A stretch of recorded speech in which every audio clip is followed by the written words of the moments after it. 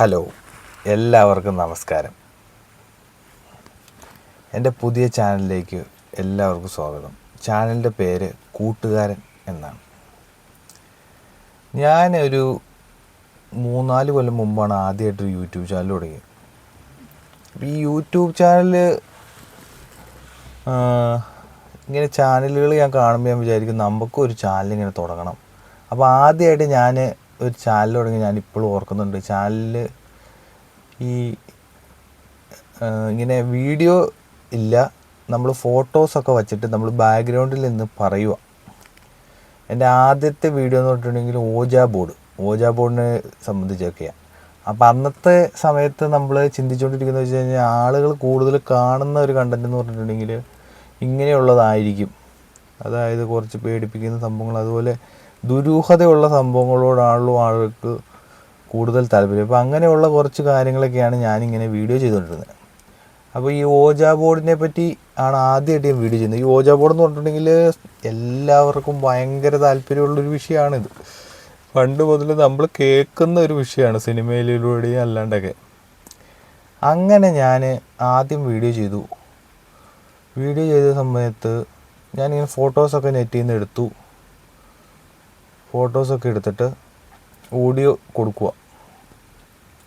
അപ്പോൾ അന്ന് ഈ കുറച്ച് ഡീറ്റെയിൽസ് എന്ന് പറഞ്ഞിട്ടുണ്ടെങ്കിൽ ഓജാ ബോർഡിനെ പറ്റിയുള്ള കുറച്ച് കാര്യങ്ങൾ, ഡീറ്റെയിൽസ്, ഇത് എന്നാണ് കണ്ടുപിടിച്ചത്, ഇത്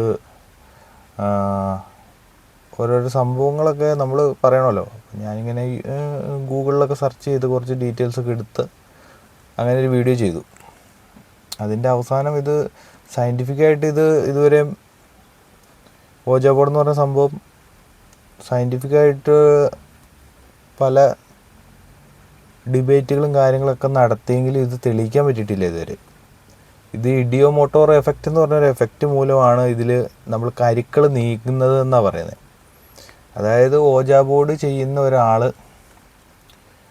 ആളുടെ കണ്ണ് കെട്ടിയിട്ട് ഈ ടെസ്റ്റ് നടത്തുന്നുണ്ട്. അപ്പോൾ ഈ കോയിൻ അനങ്ങുന്നില്ല.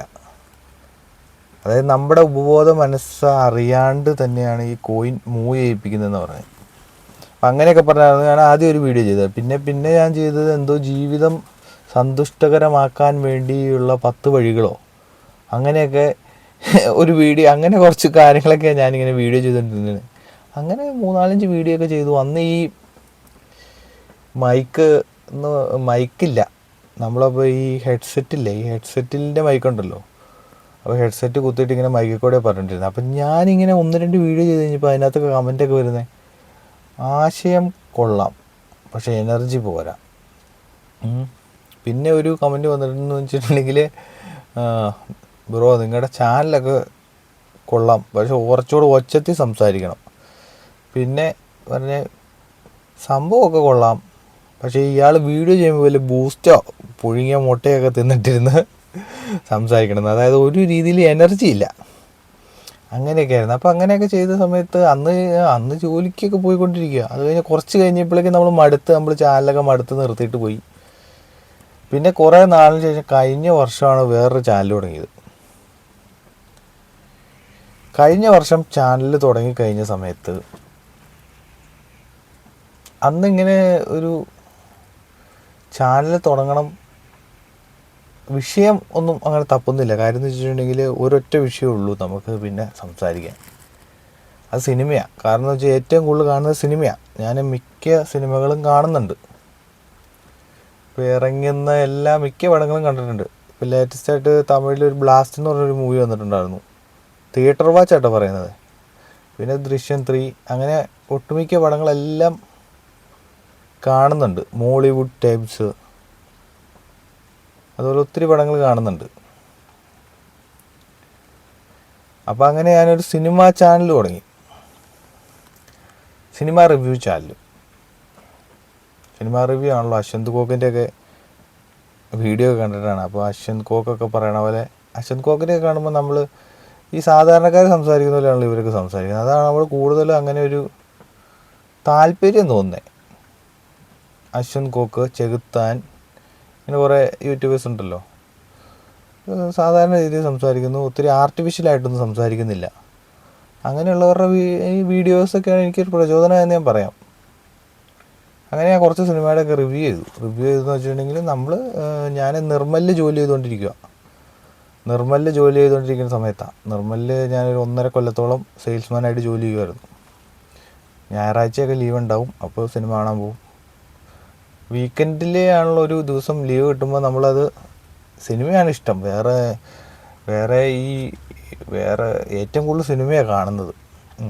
അപ്പോൾ നേരെ തിയേറ്ററിൽ പോകും. കൂലി എന്നൊക്കെ പറഞ്ഞ സിനിമയില്ലേ രജനീകാന്തിന്, അതൊക്കെ ഞാൻ തിയേറ്ററിൽ പോയി കണ്ടു. അങ്ങനെ ഒത്തിരി സിനിമ അവിടെ കട്ടപ്പന തിയേറ്ററിൽ പോയി കണ്ട് ഞാൻ കുറച്ച് റിവ്യൂ ഒക്കെ ചെയ്തു. പക്ഷേ അങ്ങനെ ആരും അങ്ങനെ ചാനൽ കണ്ടിട്ടൊന്നും ക്ലിക്കാവുന്നില്ല. പിന്നെ ഞാൻ ഈ കുറച്ച് കൊറിയൻ സിനിമയൊക്കെ കാണുമായിരുന്നേ. കൊറിയൻ എന്ന് പറഞ്ഞിട്ടുണ്ടെങ്കിൽ കൊറിയൻ സിനിമകളൊക്കെ കാണുന്ന ആൾക്കാരുണ്ടെങ്കിൽ അറിയാം. മെമ്മറീസ് ഓഫ് ദ മർഡർ, അങ്ങനെയൊക്കെ ഉള്ള കുറേ സിനിമകളുണ്ടല്ലോ. ഡോൺ ലീയുടെ കുറേ സിനിമകളുണ്ട്. ഐ സോ ദ ഡെവിൾ, ചോയ് മിൻ സിക്ക് എന്നൊക്കെ പറഞ്ഞൊരു നല്ലൊരു ആക്ടറാണ്. അപ്പോൾ അങ്ങനെ കുറേ സിനിമകൾ കണ്ടിട്ടുണ്ട്. അപ്പോൾ ഞാൻ ആ സിനിമയൊക്കെ കണ്ടിട്ട് ഈ ചോയ് മിൻ സിക്ക് എന്ന് പറഞ്ഞ നടൻ്റെ തന്നെയാണ് ഓൾഡ് ബോയ് എന്ന് പറഞ്ഞൊരു മൂവി ഉണ്ട്. ഭയങ്കര ഒരു മൂവിയാണത്. അപ്പോൾ ആ സിനിമയൊക്കെ കണ്ടിട്ട് ഞാനിങ്ങനെ ഓരോരോ റിവ്യൂ ഒക്കെ ഇടുന്നു. ടെലഗ്രാമിലൂടെയൊക്കെ സിനിമ കാണുന്നു. അങ്ങനെ കുറേയൊക്കെ റിവ്യൂ ഒക്കെ ചെയ്യുന്നു. റിവ്യൂ ചെയ്യുമ്പോൾ എന്ന് പറഞ്ഞിട്ടുണ്ടെങ്കിൽ ഇങ്ങനെ നമ്മളതിനെപ്പറ്റി ആദ്യം ഒരു 1, 2, 3 വീഡിയോ ചെയ്തിട്ട് പറയണ മൊത്തം തെറ്റിപ്പോവുക. കുറച്ച് പിന്നെ ഒരു ബുക്കിലൊക്കെ എഴുതണം. ഇപ്പോൾ സിനിമയുടെ കാര്യം പറയുമ്പോൾ സിനിമയുടെ പ്ലോട്ടും കാര്യങ്ങളൊക്കെ പറയണമല്ലോ. അപ്പോൾ ഇങ്ങനെ കാര്യങ്ങളൊക്കെ എഴുതി വെച്ചിട്ടൊക്കെ ശേഷമാണ് പ്രസൻറ്റ് ചെയ്തുകൊണ്ടിരുന്നത്. അങ്ങനെയൊക്കെ ആയിരുന്നു പോയിക്കൊണ്ടിരുന്നത്. അങ്ങനെ കുറച്ച് വീഡിയോ ചെയ്ത് കഴിഞ്ഞപ്പോഴേക്കും പിന്നെ മടിയായി, നിർത്തി. പിന്നെ നോക്കിക്കഴിഞ്ഞപ്പോൾ ഡെയിലി വ്ളോഗ്സ് എന്ന് പറഞ്ഞാൽ ഓരോരുത്തർ എന്തൊക്കെ ചെയ്യുന്നു അത് വീഡിയോ എടുത്ത് ചെയ്യുന്നു.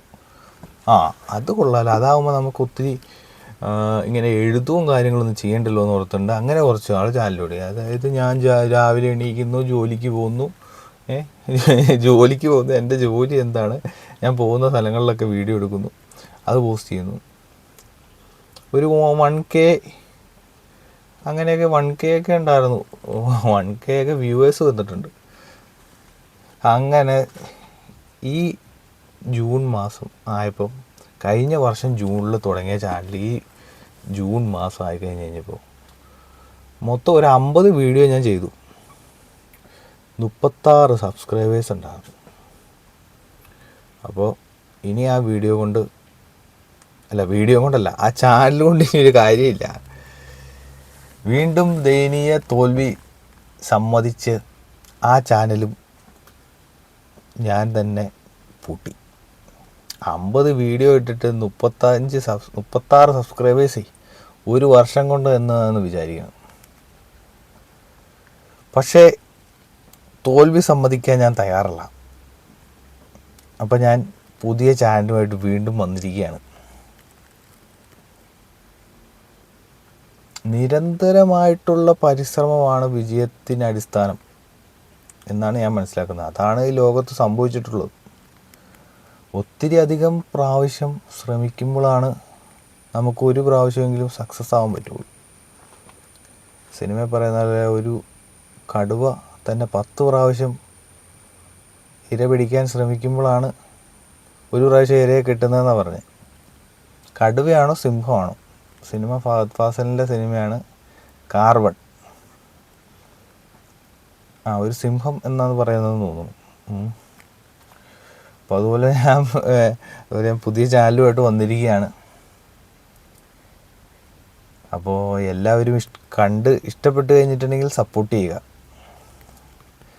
ഞാൻ ഇപ്പോൾ ചിന്തിച്ചുകൊണ്ടിരിക്കുന്നത് വെച്ചിട്ടുണ്ടെങ്കിൽ ഇപ്പോൾ ലേറ്റസ്റ്റ് ആയിട്ടുള്ള വിഷയങ്ങളെ പറ്റി എൻ്റെ അഭിപ്രായം പറയുക, അത്രേ ഉള്ളൂ. ഇങ്ങനെ ആർട്ടിഫിഷ്യലായിട്ട് എഴുതുന്നൊന്നുമില്ല. എനിക്ക് തോന്നുന്ന കാര്യങ്ങൾ പറയുന്നു. അത് എത്ര പേർക്ക് ഇഷ്ടപ്പെടുമെന്നുള്ള കാര്യമൊന്നും അറിയില്ല. എങ്കിലും അങ്ങനെ ചെയ്യാമെന്നാണ് വിചാരിക്കുന്നത്. ഓരോരോ വിഷയങ്ങളിൽ നമ്മുടെ നിലപാട് പറയുക, അങ്ങനെ ചെയ്യാമെന്നാണ് വിചാരിക്കുന്നത്. എങ്ങനെയുണ്ടെന്ന് നോക്കാം. ഒരു വർഷം ഒന്ന് ട്രൈ ചെയ്ത് നോക്കാം. പിന്നെയെന്ന് പറഞ്ഞിട്ടുണ്ടെങ്കിൽ ആദ്യത്തെ ചാനലിനെ അപേക്ഷിച്ച് ഞാനിപ്പോൾ കുറച്ചുകൂടെ മെച്ചപ്പെട്ടു എന്ന് പറയാൻ കാര്യം വേറൊന്നുമല്ല.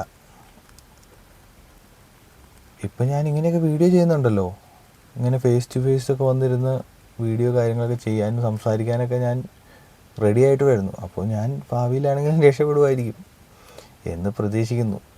ചാനൽ ഇഷ്ടപ്പെട്ട് കഴിഞ്ഞിട്ടുണ്ടെങ്കിൽ ലൈക്ക് ചെയ്യണേ, പിന്നെ നിങ്ങളുടെ വിലയേറിയ അഭിപ്രായങ്ങൾ കമൻറ്റ് ചെയ്യേ. Okay, bye bye. അപ്പോൾ ഈ ചാനലിനെ പറ്റിയുള്ള കുറച്ച് കാര്യങ്ങൾ പറയാനാണ് ഈ വീഡിയോ ഞാൻ ഉദ്ദേശിച്ചത്. എൻ്റെ പേര് അജ്മൽ എന്നാണ്. എൻ്റെ വീട് ഇടുക്കിയിലാണ്. അപ്പോൾ ഓക്കെ, വീണ്ടും കാണാം.